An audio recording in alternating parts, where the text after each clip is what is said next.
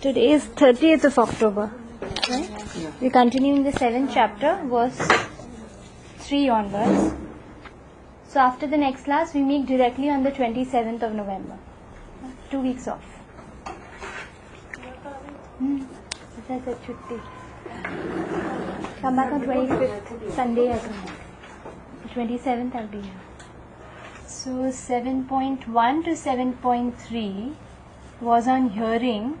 Krishna explains that knowledge about him is gathered through hearing. We yet to do 7.3 because we didn't describe that completely, just a little bit of it. And then for 7.4 to 7.12 is what we'll be doing today till 12:30. So we'll start with our prayers and we'll continue with our shlokas. Introduction, Bhagavad Gita, page number 1. Om Ajnanatimirandhasya Jnananjana Shalakaya Chakshurunmilitam Yena Tasmai Shri Guruve Namaha.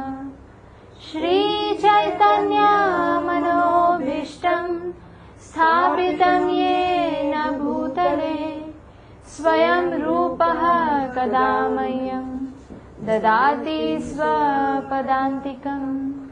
Vandeham Shri Guru Shri Yuta Padakamanam Shri Gurum Vaishnavamscha Shri Rupam Sagrajatam Sahagana Raghunathanvitam Tam Sajivam Sadvaitam Savadhutam Parijana Sahitam Krishna Chaitanya Devam Shri Radha Krishna Padan Sahagana Lalita Shri Vishakhanvitamscha.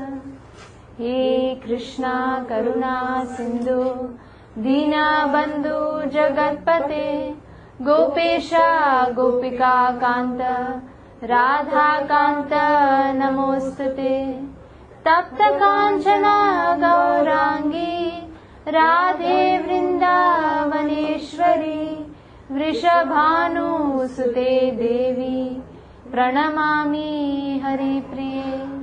Vancha kalpatarubhyascha kripa sindhubhyaiva cha patitanam pavanebhyo vaishnavebhyo namo namaha. Shri Krishna Chaitanya Prabhu Nityananda Shri Advaita Gadadhar Shrivasadi Gaur Bhakta Vrinda. Hare Krishna Krishna Krishna Hare Hare Hare Rama Rama Rama Hare Hare.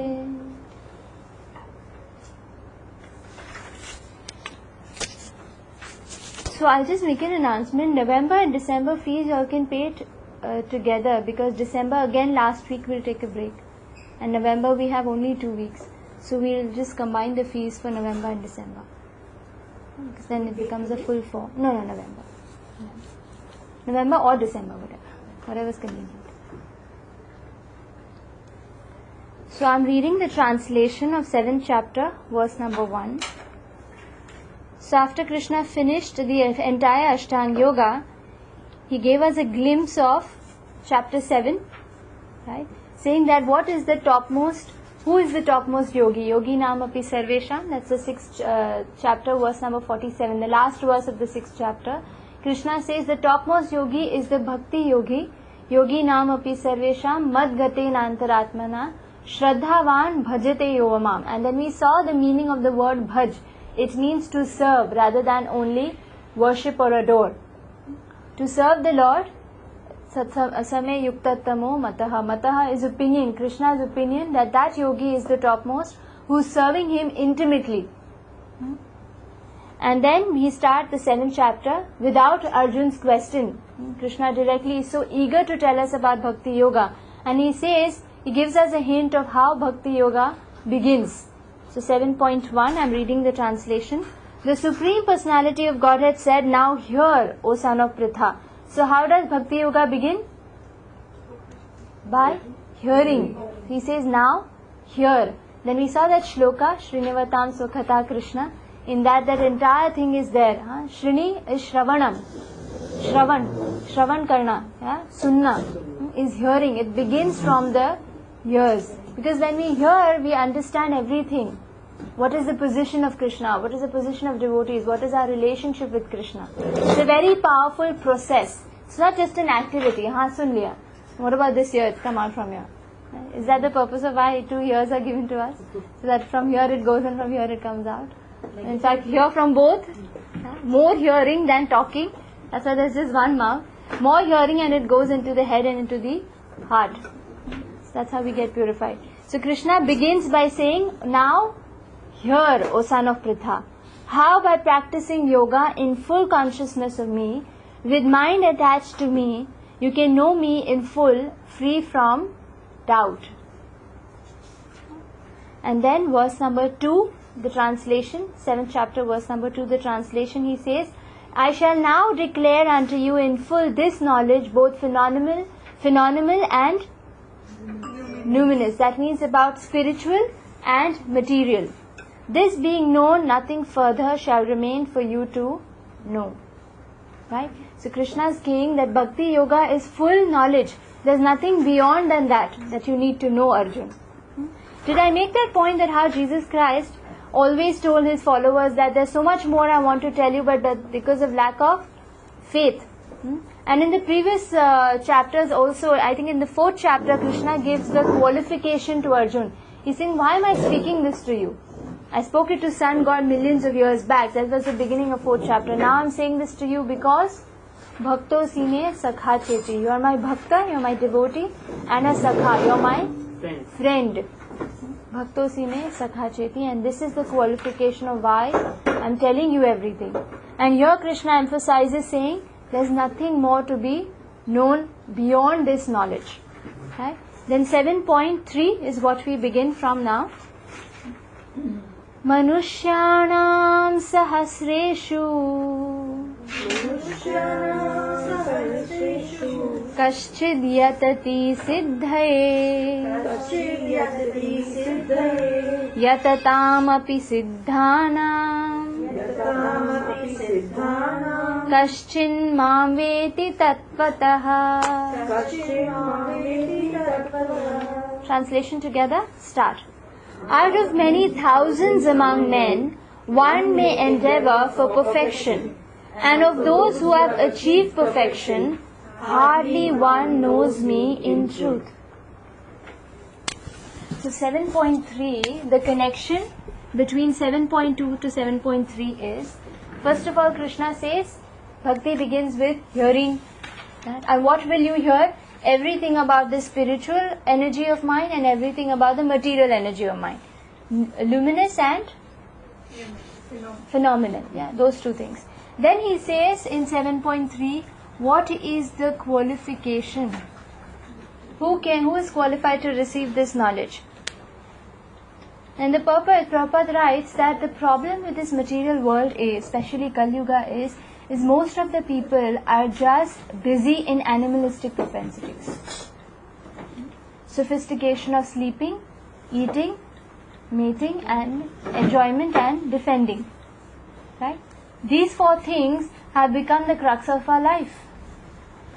If you ask someone, do you have time for spiritual life? Well, they say, we don't have time. Then what are they busy doing? Eating, sleeping, enjoyment and defending. Is there anything extra? That's why it's called animalistic propensities, because that's what the animals do. That's what Mahabharata says. Ahara nidra bhaya maitunam cha. Ahara is food. Ahara nidra. Nidra is sleep. Bhaya is fear or the defending mechanism. And maitunam is enjoyment. The most gross form of it being mating. Yeah? And more subtle is just some mental enjoyment that we try to seek. Just some mental gratification that we try to seek. Some sense gratification that we try to seek. That is under enjoyment. Right? So all these four things, everyone is busy. That's why Krishna is saying, Manusya Nam Sahasreshu. Out of all Manusya, out of all human beings, so many of them, hardly one will endeavor for perfection. Hardly one will come to begin spiritual life. Try to begin spiritual life. And then what happens? Even thousands among those, what happens? Sahasreshu is like thousands. It's a huge number. Out of that, hardly one will know me in truth. That means even if you seek for spiritual life, who attains this knowledge? Hardly anyone. Who actually comes to know Krishna? Hardly anyone. So here Prabhupada is writing that he's speaking about the potency of bhakti. That how bhakti immediately gets us darshan of Krishna. Whereas the others who are trying some spiritual perfection through impersonalism, trying to search the impersonal Brahman or trying to search the Paramatma, Krishna is saying, still they hardly know me in truth. Personal awareness of Krishna is still low amongst people who are trying for spiritual perfection. One does one begin to understand Krishna when he hears from Krishna personally or about Krishna from some devotee, from some authorized source. So in the purport, Prabhupada writes two verses from Rupa Goswami. He is emphasizing that same point in that. I'll just read that verse. The first verse, Shruti Smriti Puranadi. Can you see that? I think it's the second paragraph of the purport. Has everyone found it? Srila Rupa Goswami writes in his Bhakti Rasamrit Sindhu. In English, this book is called Nectar of Devotion. Shruti Smriti Puranadi Pancharatra Vidhim Vina Aikantiki Harer Bhakti Utpatayaiva Kalpate. So Rupa Goswami writes, devotional service of the Lord that ignores the authorized Vedic literatures like Upanishads, Puranas and Narada Pancharatra is simply an unnecessary disturbance in society. Means without the speech of devotees, if we simply ignore the speech of devotees, we simply try to know Krishna, just haphazardly, what happens? Ignoring his devotees, not hearing about him directly, it's utpat, it's simply an unnecessary disturbance. And in the second verse he writes, the last part of the purport, he says, Atha Shri Krishna Namadhi na bhaved grahayam indriye sevon mukhe hi jivado swayam eva spuratyadaha. He says, no one can understand Krishna as he is by the blunt material senses. How much can we imagine? Even if you see the best animated movie or the imaginary movie that we have, what do? They take two imaginary things and then just combine them. We have aquatics, we have birds, they might just make a fish with wings.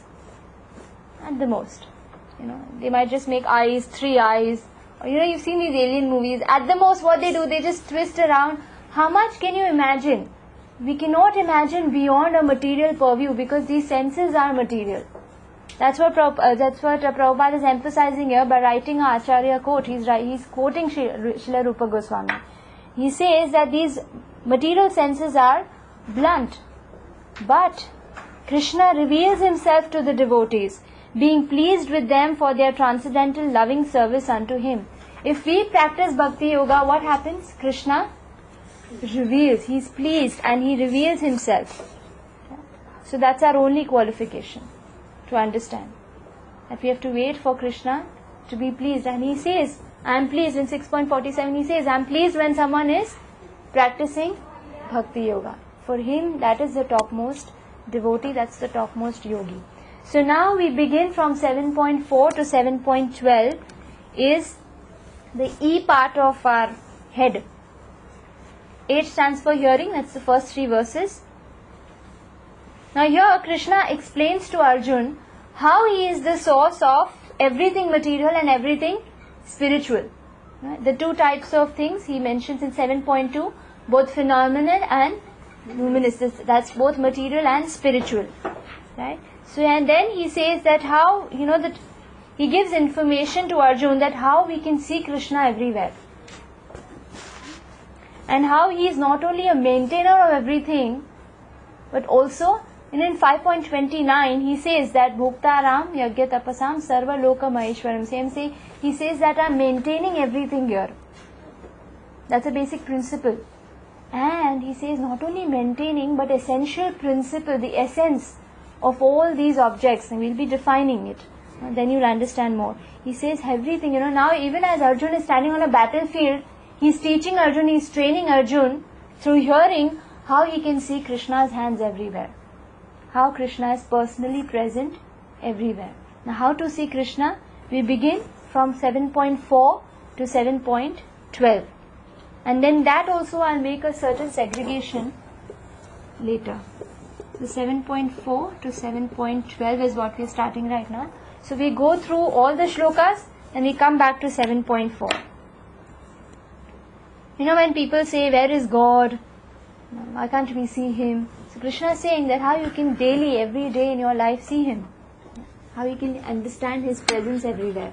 So we'll start 7.4 to 7.12. Please repeat.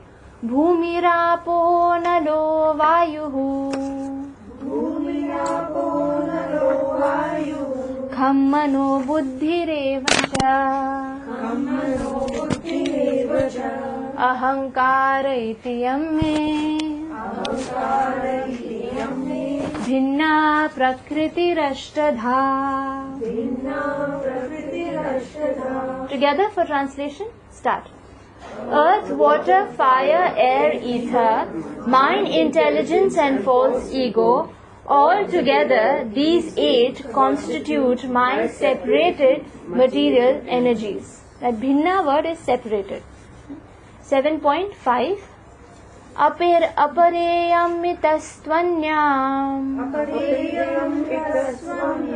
prakritim vidhi me param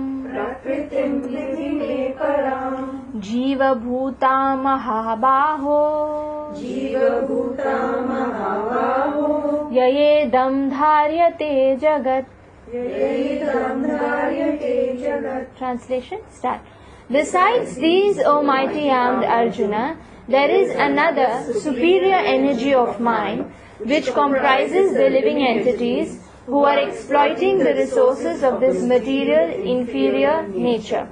So first he describes what is material, then he describes what is spiritual. Now 7.6. Etad yonini bhutani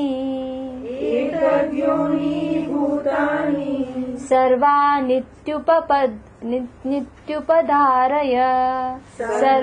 nityupadharaya aham kritsnasya jagataha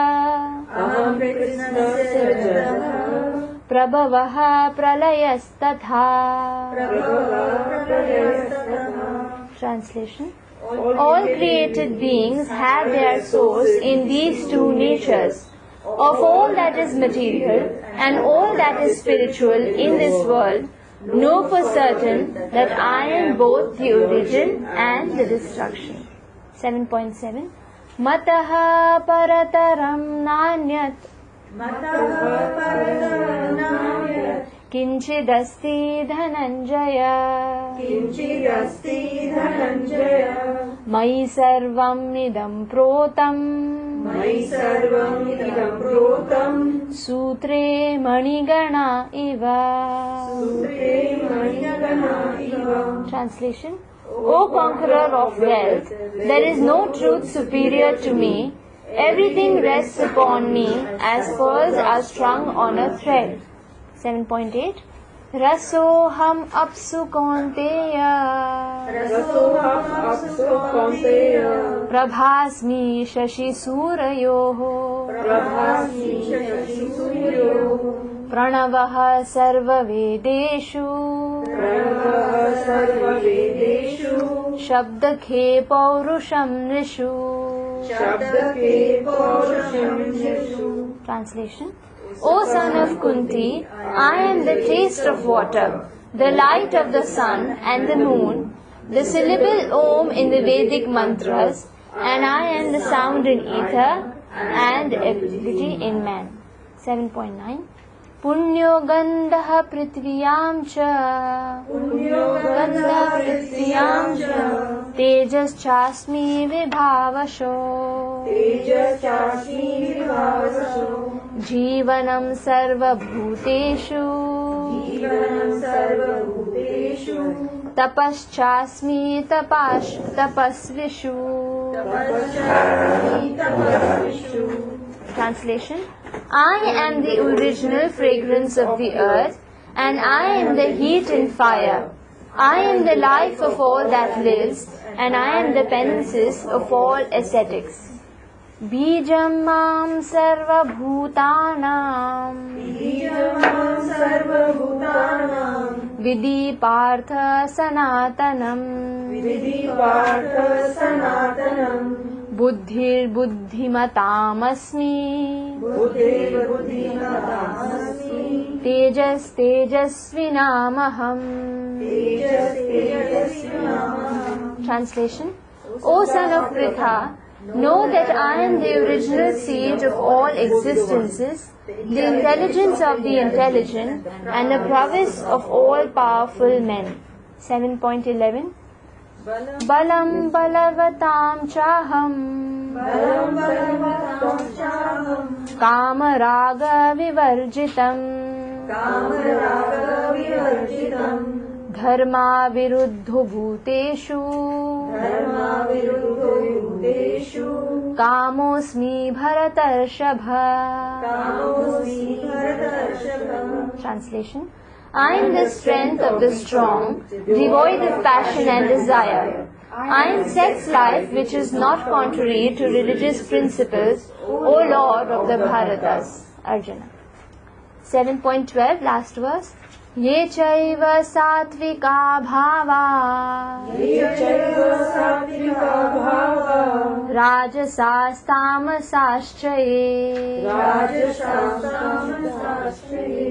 Matta eveti tan vidhi Natvaham teshu te mayi.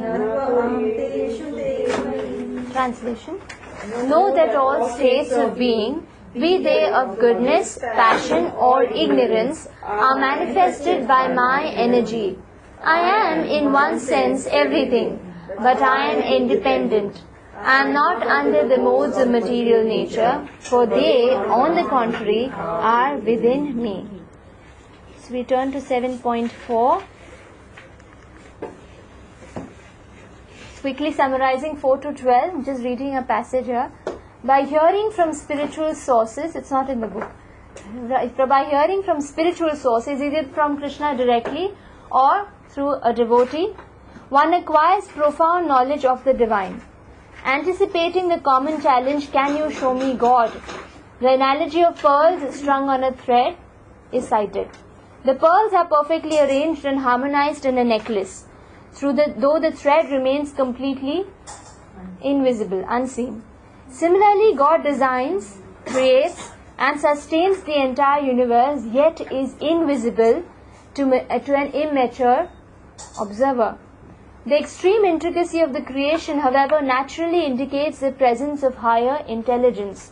Krishna further explains how he is also the essence of everything we experience in life, like the taste of water, the sun of the moon and the sun, the light of the sun and the moon, an ability in man. In this way, through eyes of knowledge, one can learn to see God everywhere. Yeah? So starting that, verse number 4 in the 7th chapter, we read again. Bhumirapo nalo vayuhu Khammano buddhirevacha Ahankara iti yamme Bhinna prakritirashtadha. So after glorifying this knowledge, how does he glorify? Saying that Manushya Nam Sahasreshu in 7.3 says, out of so many of them, hardly one will endeavor for perfection. And out of those people who are thousands among those who are achieving for perfection, hardly one knows me in truth.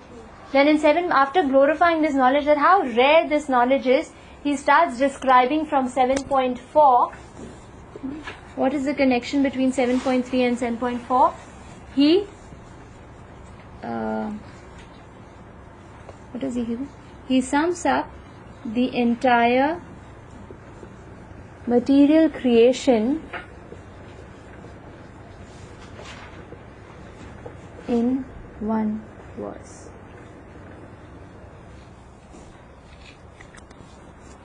He says that this material creation is nothing beyond these 8 elements. When we see this material creation, we find variety. We hankering for variety, our desires for variety. Variety in cars, variety in clothes, varieties in this, variety in that. Right? We see so many things, varieties in places. We see so many things. What does Krishna see it? Just this one verse. Can we read? Ether, the sky, vacuum, sound, all this is ether. We'll be describing it in detail. Yeah. We'll read the translation, man. Okay.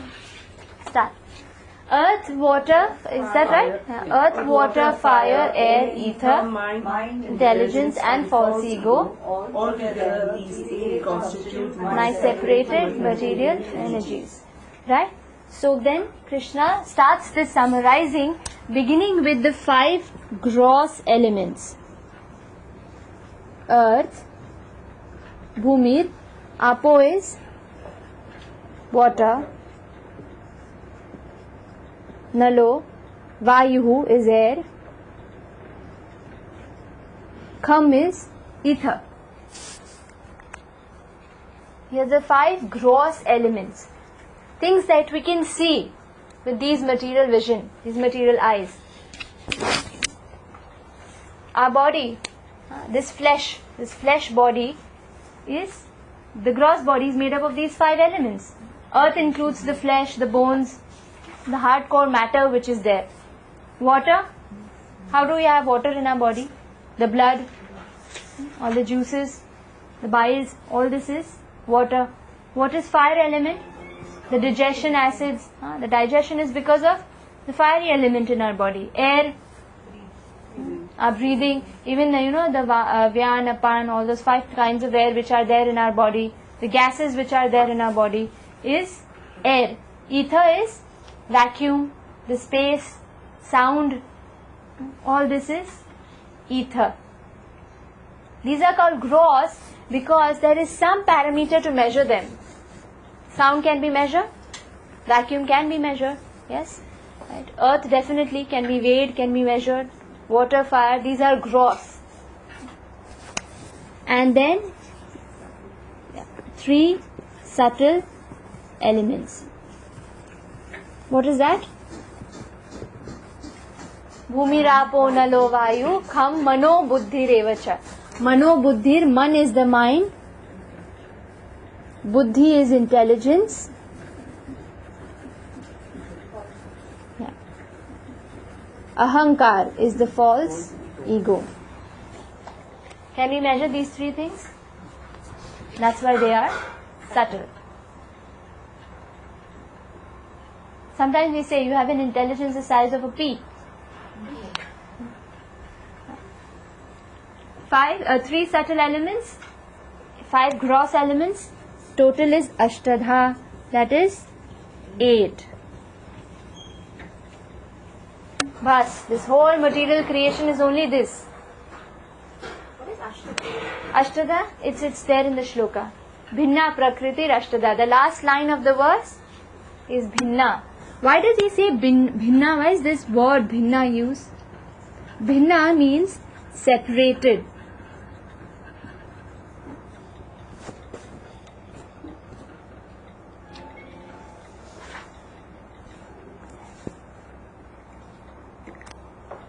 Krishna is describing this material energy as separated because he has empowered this material energy and it works on its own. It doesn't require direct control of Krishna. Krishna is independent.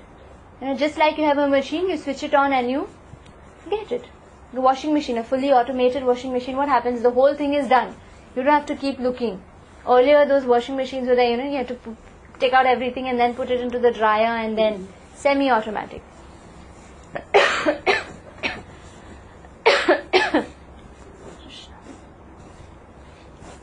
this is like an automatic machinery which works on its own. So Krishna says this is the 8 elements. Shankaracharya tells us a story. There was this boy who was very attracted to a woman. I don't know if Premji Prabhu must have told this story before. And this girl, she was very disgusted with the behavior, that how much he's trying to entice her and everything. And she was not interested.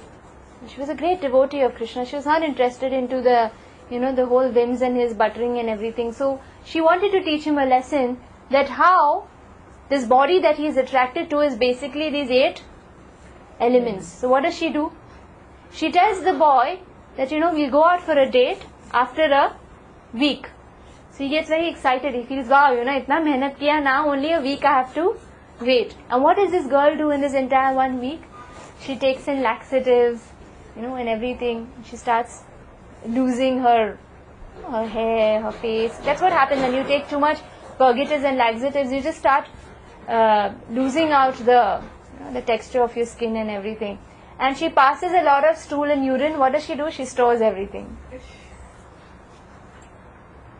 So after a week, when this boy comes to her, what does she say?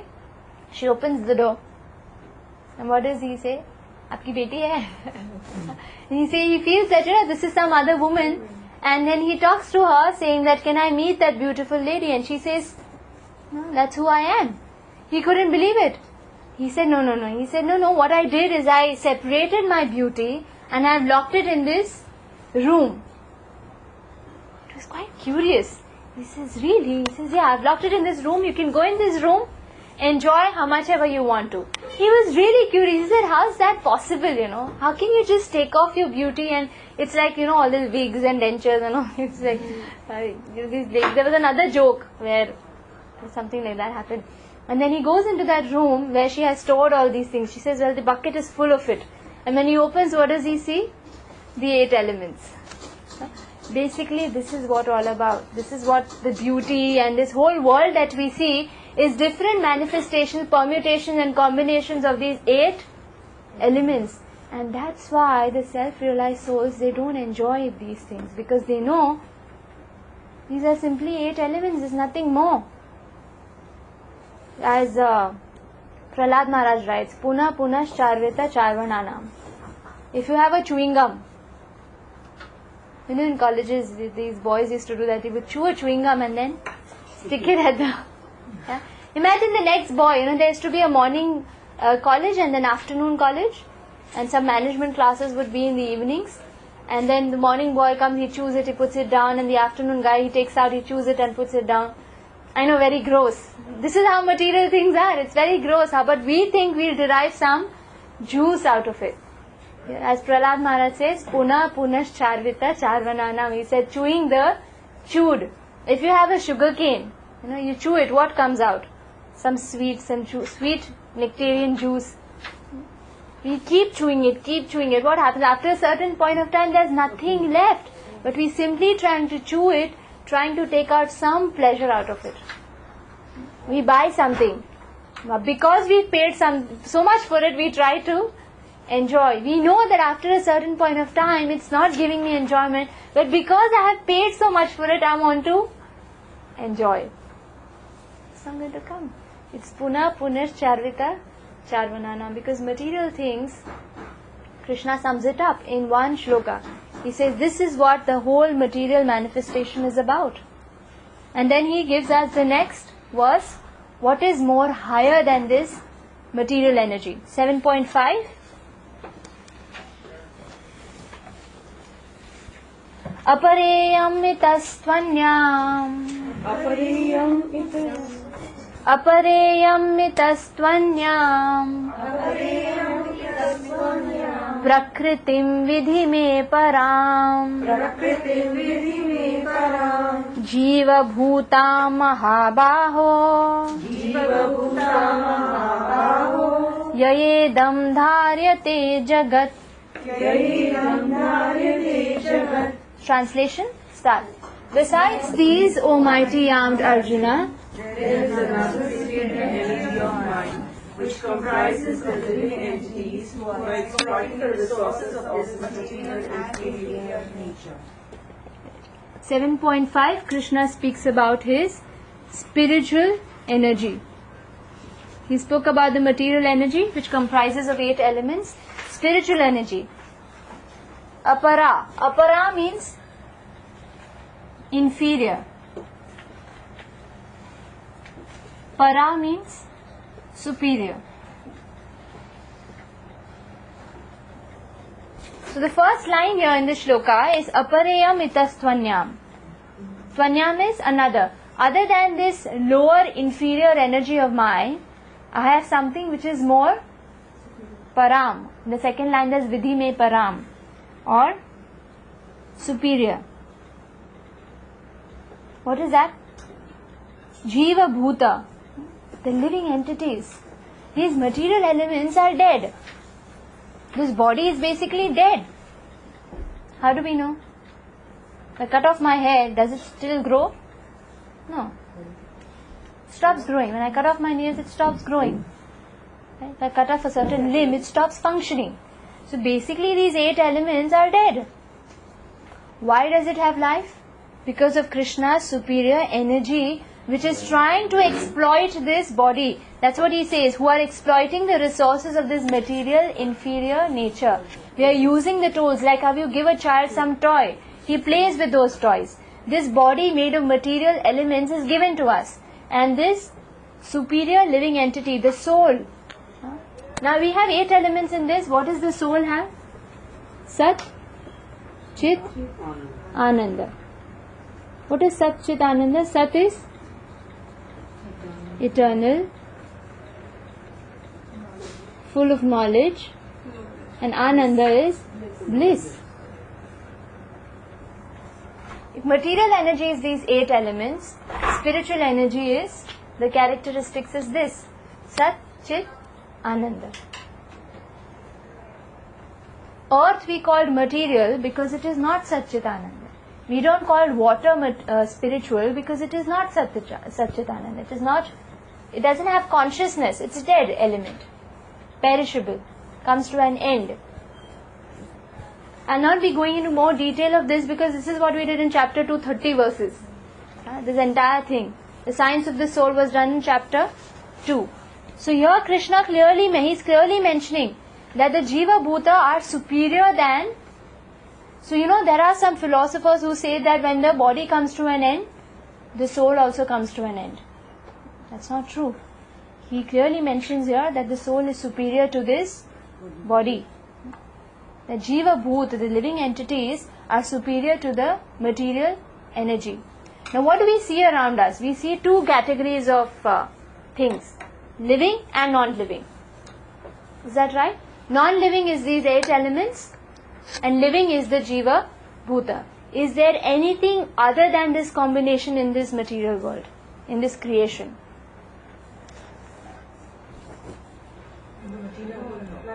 Nothing. So this whole the material creation is a combination of living things, that is Krishna's superior energy, and non-living things, which are these 8 elements. Is that okay? So now he summarized the entire creation. And then what he says in 7.6. It's given us a gist of 2 energies. Now what does he speak in 7.6? Etad yonini bhutani sarva nityupadharaya aham kritsnasya jagatah prabhavah pralayastatha. Translation: all created beings have their source in these 2 natures. Of all that is material and all that is spiritual in this world, know for certain that I am the origin. Got it? He says everything begins from me, and even when everything is like this material things, when they get dissolved, these 8 elements, again they rest in Krishna. So 7.4, when we began, Krishna speaks about material things. 7.5, he speaks about the spiritual living entities who are superior, correct? Now in 7.6 he says that everything that you see is a combination of these two, material and spiritual. And what is the origin of all that? Material and spiritual? Krishna. That means the controller, both these energies,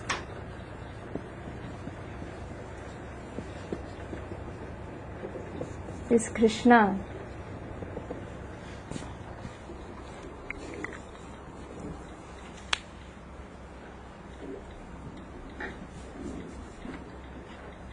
So this is what we need to understand ultimately, that Krishna is the controller. The living entities are not controllers. They are under the control of Krishna. There are philosophers who say that when a living entity attains perfection, he will realize that he is no one but the Paramatma. Atma, Paramatma, ek hai. But here Krishna is saying very clearly, these are my energies and I am the controller of both of these. Correct? Now to understand this point, Krishna gives us a simile, a very beautiful simile. Pearls strung on a thread.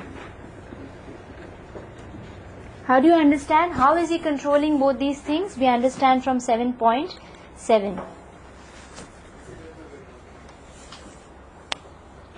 Read the shloka. It's a simile. 7.7 is a simile.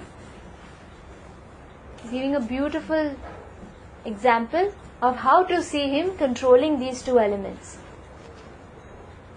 Can we read the shloka? Mataha parataram nanyat Kinchidasti dhananjaya Mai sarvam idam protam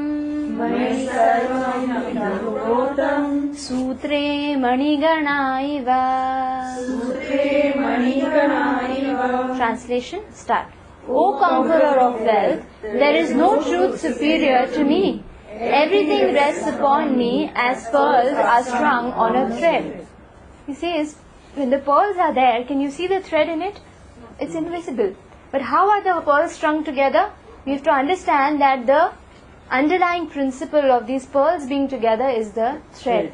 The minute the thread is cut off, what happens? The pearls are all dispersed, they get scattered. So the pearls are which are holding it together. So this material energy and this superior energy are working because of control of Krishna, who is the thread. So we have to understand that he is not only created and destroying this material manifestation. What is he doing? He is maintaining it by keeping them together.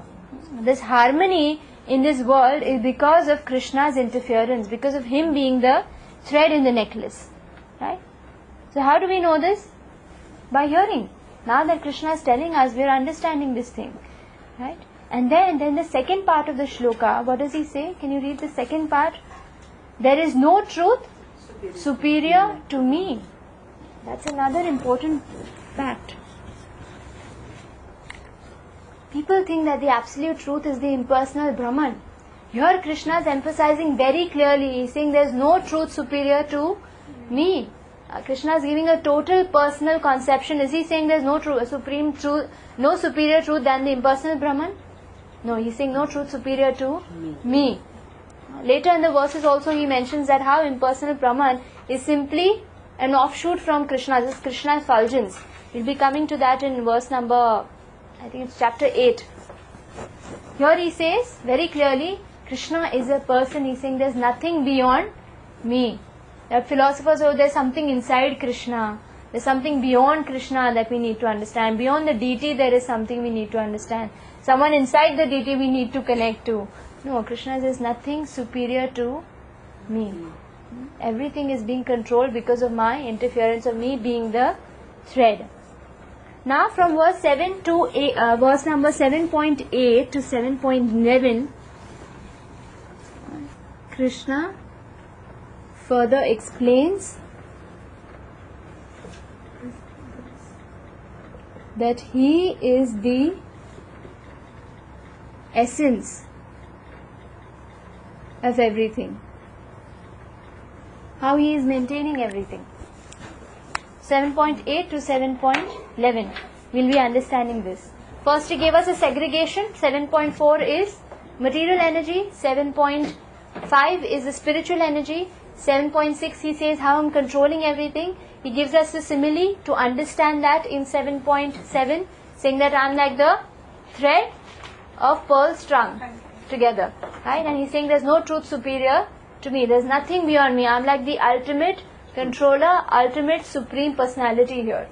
Then 7.8 to 7.9, he gives us few examples of how he is maintaining everything, all these material elements and the spiritual energy together.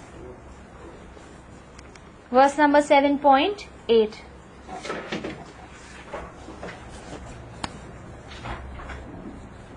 Rasoham apsu kaunteya, Rasoham apsu kaunteya,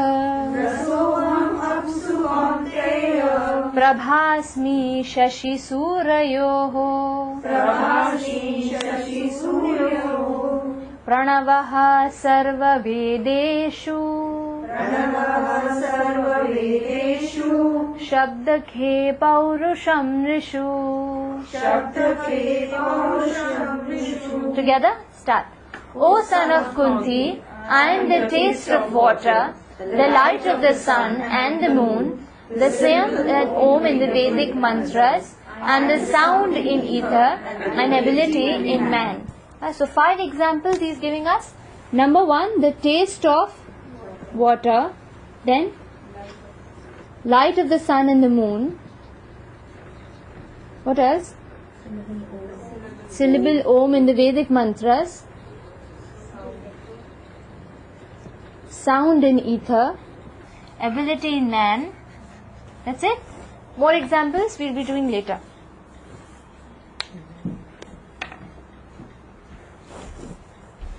People say water is tasteless.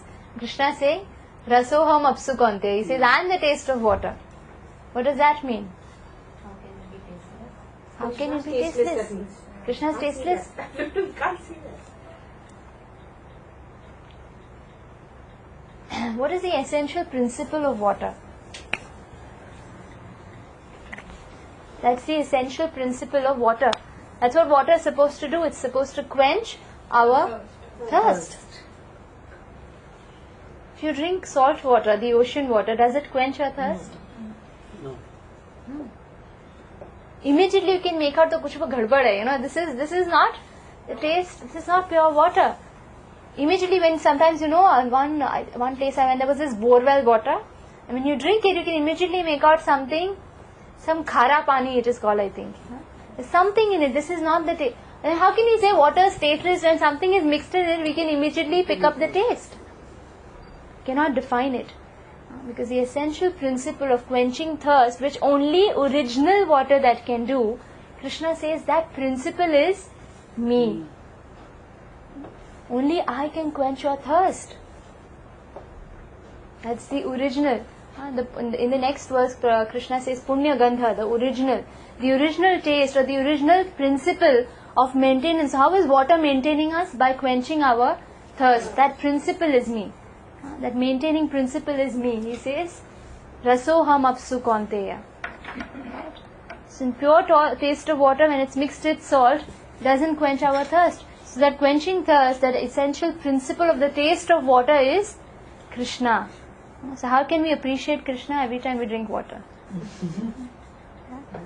So this element of water, it's coming from him. He says, Earth, Bhumi, Rapo, Nalo, Vayu, Khammano, Buddhi. He says that water is coming from me. Even the principle of water is also coming from me. Correct? It's that taste which is important. What is the essential principle of sun and moon? Sun gives heat, which is burning heat, and this is cooling heat. Surprising, both of them give light. One is cooling light, one is a burning light. Although both of them illuminate, still the sun burns whereas the moon cools. That essential principle is Krishna, the cooling light and the heating light. Right? So the light. Even day and night. The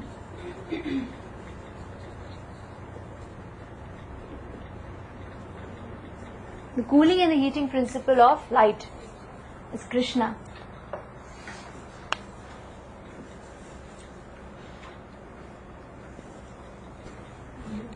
Every Vedic mantra begins with Om. It's a purifying agent. Om is nothing but another name for Krishna. It's essential principle in every Vedic mantra. Krishna says Om is me. You don't need to write it. No? It's essential principle. It's existing in every Vedic mantra. And in ether, the sound element is me, which is very important. And again, a man can be successful, man or woman can be successful only by their ability. And Krishna says, I am the one who gives that ability. That ability is me. What is capable? Able. Yeah, one who is able is capable. Right? So that essentially, these are all ingredients which are there in this. Water by itself cannot satisfy us. It's that principle which Krishna has added in it is satisfying us.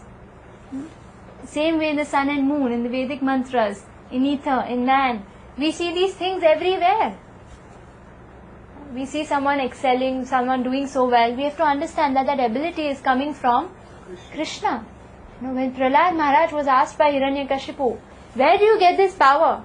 So many times I tried to kill you, I put you, my sister is dead trying to kill you. Holika, she tried to burn Prahlad. What happened? She got burned. She had a siddhi, she had a special mystic power that whoever she embraces will be burned to ashes. And apparently Holika got burnt. Someone who can burn, imagine a fire getting burned. How can a fire getting burned? You know, fire has to burn someone else. And Holika was burnt to ashes. Prahlad was being trampled by elephants, was thrown in a pits of snakes and scorpions, thrown off a cliff. So many ways Hiranyakashipu tried to kill Prahlad. Apparently Hiranyakashipu had a blessing, a boon of not to die. And here Prahlad, who didn't have any boon, was such a small 6-year-old child. And someone as powerful as Hiranyakashipu. Now you just hear these stories, but in Srimad Bhagavatam you will see Hiranyakashipu would simply raise an eyebrow, like Kavita. You raise an eyebrow like that. Yeah, you like to do that. Huh? Yeah, she often does that. If Hiranyakashipu, now when Kavita raises her eyebrow, nothing happens. You never know. And maybe that works on your spouse. Now when Hiranyakashipu would raise an eyebrow, what happened? The demigods would tremble. These are 8 elements that are mentioning. Earth, water, fire. And the people who control these 8 elements would get scared of Hiranyakashipu. And this boy Prahlad, kuch farak nahi padta hai. And Hiranyakashipu is frustrated. He's telling this Hiranyakashipu is telling Prahlad, where are you getting your ability? Where are you getting your power? There's a joke where the tube light tells the fan, इतना घूमता है, power कहाँ से आता है? So the fan tells the tube light ही रहेगा. Switchboard से आता है. The power that you get to light, I get the power to rotate. So Prahlad says, the power that you get to destroy is coming from Vishnu. That switchboard is Vishnu. The same power I am getting to tolerate. That protection, force is from Vishnu. So this ability in man is from Krishna. So when we do something wonderful, we get so proud that, see, I can speak so well, I can talk so well, someone can do so well. But actually that ability is coming from Krishna. So can we see Krishna everywhere now? Very easy. It becomes so much more easy. So this is okay. Can we go to the next verse? Again he is describing more. 7.9. Punyo gandha prithviyam cha tejas chasmi vibhavasau Jivanam sarva bhuteshu tapaschasmi tapasvishu.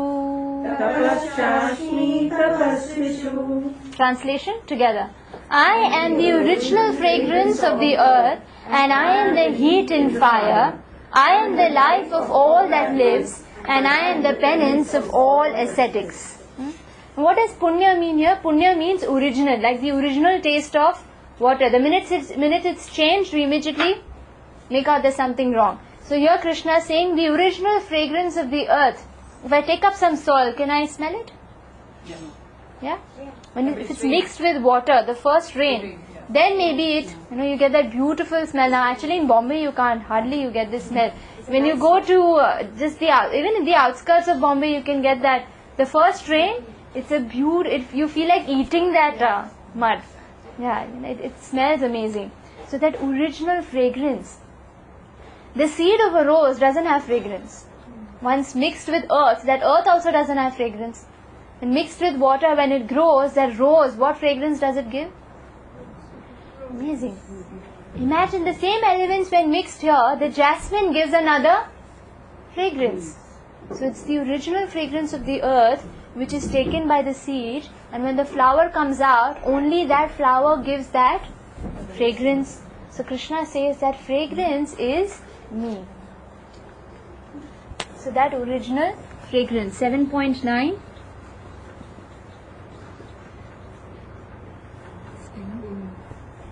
It is spell fragrance. NC. Sorry. Tejas is fire. Jivanam sarvabhuteshu.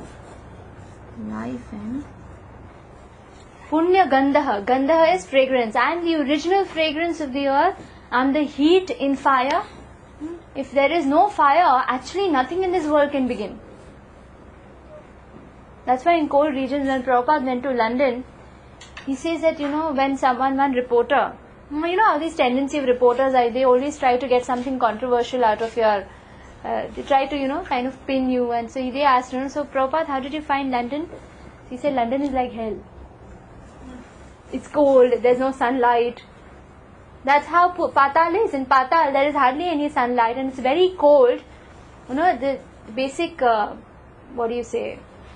functioning is it's very depressing. When there's no sunlight, the area becomes very depressing, when it's too dark.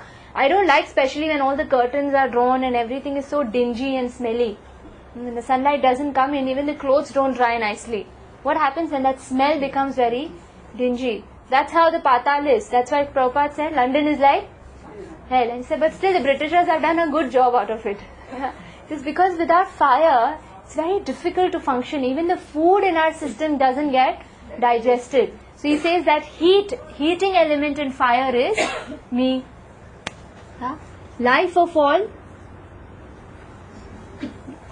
living entities. In living entities, there is a life, there is consciousness, which makes everything happen. This chair can be moved only when a life force moves it. Something beautiful can be created when there is some life put in it. Correct? Is it the other way around? There's some theory that we learnt in school, there were some comets and some chemicals which fell down and that's how life force came about. Krishna says no. It's life which gives life to matter. Does matter give life to life? It's the other way around. Life which gives matter some form. So I am the life of all that lives. I am the penance of all ascetics. The ascetics, they try and they do so many penances, all these sacrifices. The tolerance power that they have is given by Krishna. So all these so many gifts that we have, that we can see Krishna. The taste, the light, om, sound, ability, fragrance, fire, life, penances, so many and more. 7.10. It's still 7.11, 2 more verses. Bijamam sarva bhutanam vidhi partha sanatanam buddhir buddhimatam asmi tejas tejasvinamaham. Translation. Know that I am the original seed of all existence, the intelligence of the intelligent, and the powers of all powerful men. Right? And the original seed of all, bija, of all existences. So Krishna says here that the 84 lakh species that are there. What does Darwin say? Survival of the fittest. From one species came another species. Krishna says no, every species was already existing, and the beej and the seed which gave all these this variety of species that are there, and the beej and the seed of all the existence. And what is the second thing he says? What is that? Intelligence of the intelligent is me, and prowess of all powerful men is me. Correct? So 3 more things here. Bijam is seed.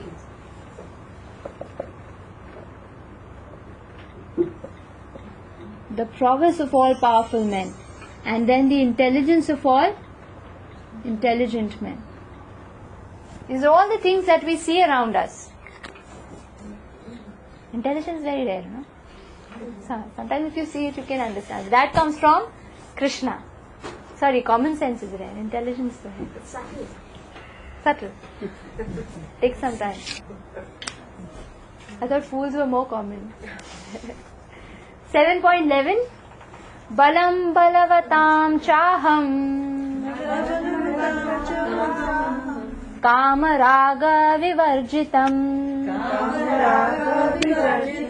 Dharma viruddho bhuteshu Kamosmi bharatarshabha. Translation: I am the strength of a strong, devoid of passion and desire. I am sex life which is not contrary to religious principles, O Lord of the Bharatas. Arjuna. So Krishna is saying that when that strength, that original strength, not strength which comes out of just passion and just desire, that is temporary. The original strength is me. And the sex life which is not contrary to religious principles. What do you mean by not contrary? Means basically under a marital relationship and for having children, for procreation. That is there even in the Bible. The sex must be done only for procreation. The strong man's strength should be applied to protect the weak. Personal aggression means out of passion and out of desire. So when it is done to that strength which is enabling one to protect a weaker person, that is Krishna. That original strength is Krishna. And similarly, I am reading from the purport, the second line, similarly sex life according to religious principles, that is dharma, should be for propagation of children, not otherwise. The responsibility of the parents is then to make their offsprings Krishna consciousness. Why? Because anyway they have to take half the good karma or the bad karma. The parents have to take half the good karma and the bad karma of the children. So the responsibility is to make good children. The choice is ours. Last one, Krishna does the 2 more essential principles in 7.11 is rightful sex, is Krishna, according to religious principles. And then the second one is, I forgot, strength of the strong. 7.12 is the last verse of this section. Krishna quickly summarizes everything in this. We did from 7.8 to 11. Krishna is just giving how he is the essence, how we can see him everywhere in small things of life. In 12 he is summarizing everything. Ye chaiva satvika bhava rajasas tamasasche matta eveti tan vidhi natvaham teshu te mai. Translation, start. Know that all states of beings, be they all goodness, are manifested by my energy. I am one sense everything, and I am not under the modes of material nature, for they on the contrary are within me. This is an introduction and a gist of what he is going to speak next. Now Arjuna is saying that, so many ways we can see you, Krishna, but still there are people who cannot see you. Why is that? And Krishna says it's because of the three modes of material nature which is controlling these people. And he says that although these things are there in this material world, these three modes are controlling everyone except Krishna. Krishna is not under the control of the three modes of material nature. His activities are not out of goodness, passion and ignorance. He is all pure. When he married 16,108 princesses, it was not out of mode of passion and ignorance. It's a pure Krishna conscious or spiritual activity. We'll be describing that more when we do verses 13 to 19 next Tuesday. Then we take a break for 2 weeks and then we come back for the section on demigods. 2 weeks. We meet directly on 27th of November. We're meeting next week, that is 6th, na? And then we meet again on 27th. So I'll stop here. You have to remind me to start from 7.12 onwards. Next class. So I'll quickly summarize everything, then we can chant one small round. Neither can go for darshan or wait for prema. Quick summary. 7.4. What does Krishna say? The spiritual energy. Material energy. 7.5 is spiritual energy. 7.6, he says that I'm controller of both. He says how we can see him. He is invisible, just like a thread just strung on pearls is invisible. And then he says 7.8 to 11, how we can see him through taste of water, light of the sun and the moon, Om in the Vedic mantras, sound in ether, ability in man, fragrance in the earth, fire and heat, life, force that in all living beings, penances in all the ascetics, the tolerance power, Bijam, how is the seed of all 84 lakh species that are there, prowess of the powerful people, intelligence of the intelligent. According to religious principles, the sex is Krishna, and strength of the strong to protect the weak is also Krishna. So in so many ways we can see Krishna, yet there are people who cannot see. Yeah, that is next class. So now options are, we chant, take darshan,